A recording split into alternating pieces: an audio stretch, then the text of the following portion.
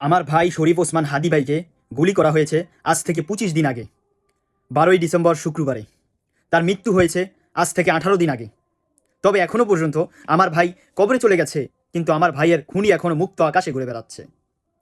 যেই রাষ্ট্র বোরকা পরিহিত একটি মহিলা যখন ঘরে নীরবে কোনো ইন্টারন্যাশনাল কোনো মোবাইল থেকে ইন্টারনেট ছিল না তার কাছে, বোরকা পরিহিত মুখ ঢেকে অপরিচিত ব্যক্তি ঘরে ঢুকে দুইজন ব্যক্তিকে কুপিয়ে হত্যা করে চলে গেছে, মা ও মেয়েকে, সেটা যেই ইন্টারিম গভর্নমেন্ট, সেটা যেই প্রশাসন ২৪ ঘন্টার মধ্যে তাকে শনাক্ত করে গ্রেপ্তার করতে পারে, সেই অপর দিকে আমার ওসমান হাদি ভাইকে ঢাকার মতো শহরে, সিসি ক্যামেরা দিয়ে আবৃত শহরে, যেই শহরে সব সময় সব কিছু আপডেট থাকে, সেই শহরে গুলি করা হয়েছিল, তাও দুপুরবেলা, দিনের আলোতে, কোনো বদ্ধ ঘরে না। সেই ইন্টারিম গভর্নমেন্ট ২৪ ঘন্টার মধ্যে আমার ওসমান হাদি ভাইয়ের গুলিকারী ব্যক্তিকে শনাক্ত করতে পারেনি। সেটাও শনাক্ত করেছে সোশ্যাল মিডিয়ার ইউজকারীরা, ব্যবহারকারীরা। তারা ২৪ ঘন্টার মধ্যে তাকে গ্রেপ্তার করতে পারেনি। উল্টা আরও ২৪ ঘন্টা পরে শোনা গেছে যে হাদি ভাইয়ের খুনি নাকি ইন্ডিয়ায় পালিয়ে গেছে। সেটা সত্য কিনা মিথ্যা সেটাও এখনো পর্যন্ত প্রুফ হয়নি। যে ইন্টারিম গভর্নমেন্ট অপরিচিত একটি মহিলাকে, বোরকা পরিহিত মহিলাকে শনাক্ত করতে পারে, ২৪ ঘন্টার মধ্যে গ্রেপ্তার করতে পারে, যার মধ্যে কোনো ইন্টারনেট ছিল না, সোশ্যাল মিডিয়া ছিল না, মোবাইল ছিল না, তাও তাকে ট্র্যাক করা যেতে পারে। সেখানে ওসমান হাদি ভাইকে যে গুলি করেছে, যে স্থানে করেছে, সেখানে সিসি ক্যামেরা ছিল, তার কাছে মোবাইল ফোন ছিল, সে হাদি ভাইয়ের সাথে আগে থেকে প্রচারণা ছিল, তাও এখনো পর্যন্ত ইন্টারিম গভর্নমেন্ট তাকে গ্রেপ্তার করতে পারেনি। এটা দ্বারা কি বোঝা গেল?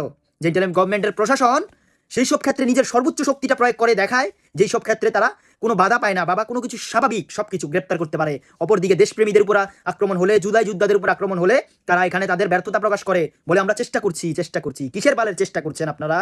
এই সম্পূর্ণ দায় কিন্তু আইনমন্ত্রী, পররাষ্ট্রমন্ত্রী কেন বিদেশ থেকে পালিয়ে গেলে পররাষ্ট্রমন্ত্রী আনার ক্ষেত্রে ওনার দরকার।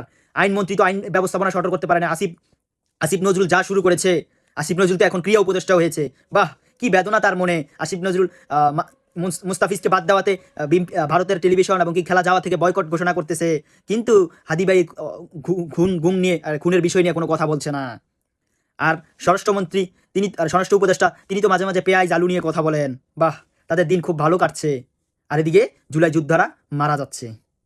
আর তার চেয়ে বড় দুঃখের বিষয় হচ্ছে, আমরা দেখতে পাচ্ছি হাদি ভাইকে নিয়ে প্রথমে আপনারা যেভাবে কান্নাকাটি করেছিলেন, কষ্ট প্রকাশ করেছিলেন, এখন সেটা সম্পূর্ণ উল্টা হয়ে গেছে। সোশ্যাল মিডিয়াতে এখন আর হাদি ভাইকে নিয়ে পোস্ট দেখা যায় না। এখন দেখা যায় রোজা ভাবিকে নিয়ে, এখন দেখা যায় এই ইলেকশন নিয়ে প্রচারণা নিয়ে, বিভিন্ন দলের প্রচারণা নিয়ে। কি ভাই, হাদি ভাই কি ভুলে গেছেন?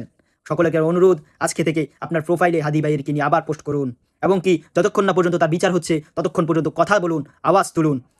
২৫ দিন পার হয়ে গেছে ওনাকে গুলি করার মধ্যে। আমরা আলটিমেটাম দিয়েছিলাম 30 দিনের, আর মাত্র 5 দিন আছে।